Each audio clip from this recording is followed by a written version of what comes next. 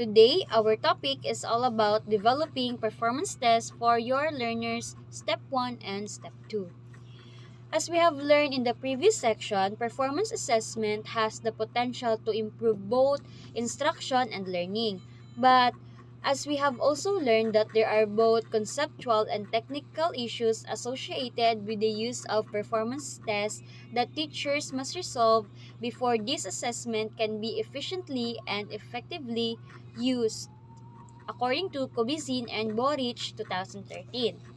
Now, the first thing to make a performance test is that you were going to decide what to test. Aalamin mo kung ano ang kailangan mong i-test.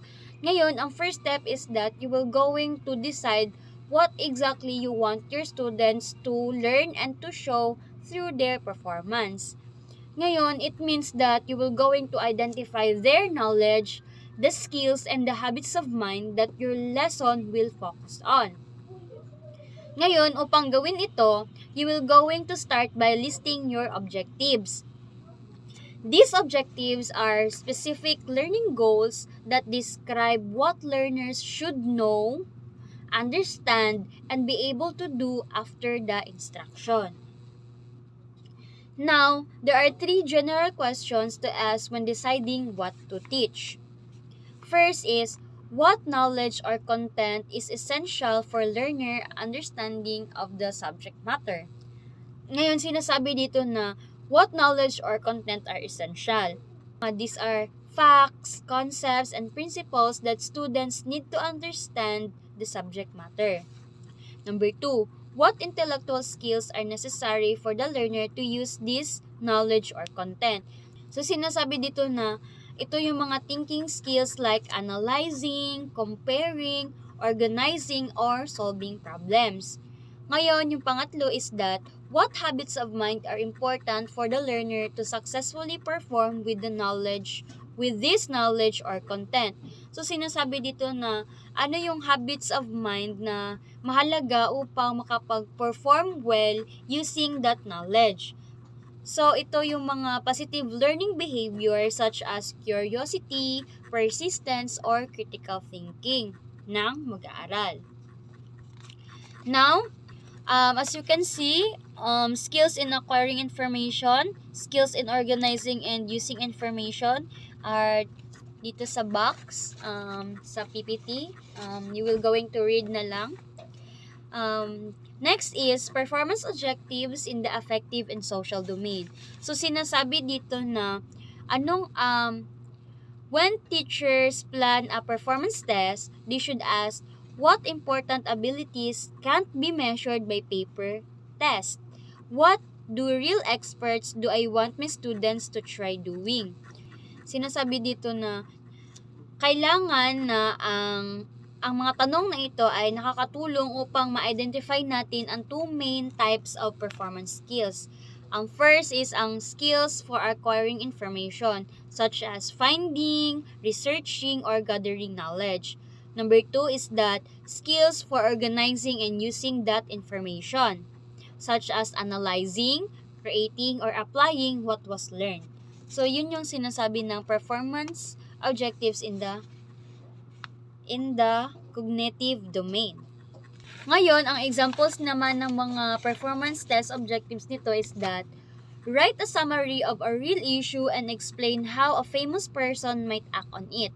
Draw a map from memory, build an electrical circuit, create an exhibit showing how your community handles a social problem, design a model or presentation to solve a real problem, and many more. So, these are some of the examples that shows that performance tests measure what students can do, not just what they can recall. So, kailangan ang objective natin dito is that hindi naman sinasabi na cognitively complex, but it should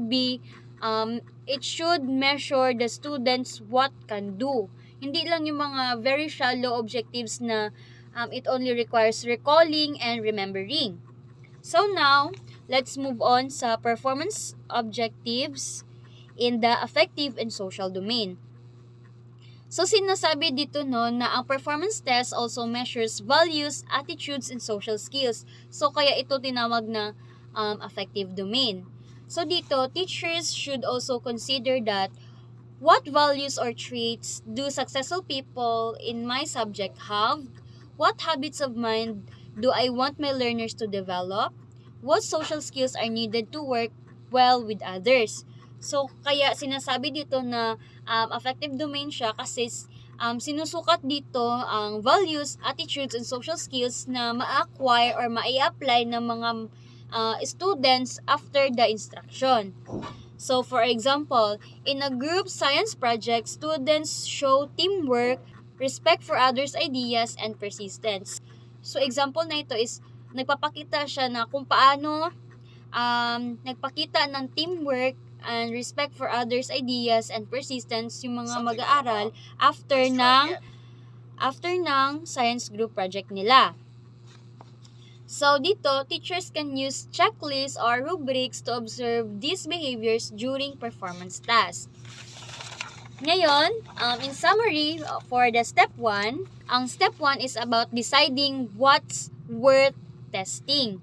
Not just what students know, but they can actually do and demonstrate with that knowledge. So, sinasabi dito na kailangan, ang objectives natin is that nasusukat kung ano ang kayang gawin ng mga mag-aaral, hindi lamang yung shallow na kailangan lang ng recalling or remembering.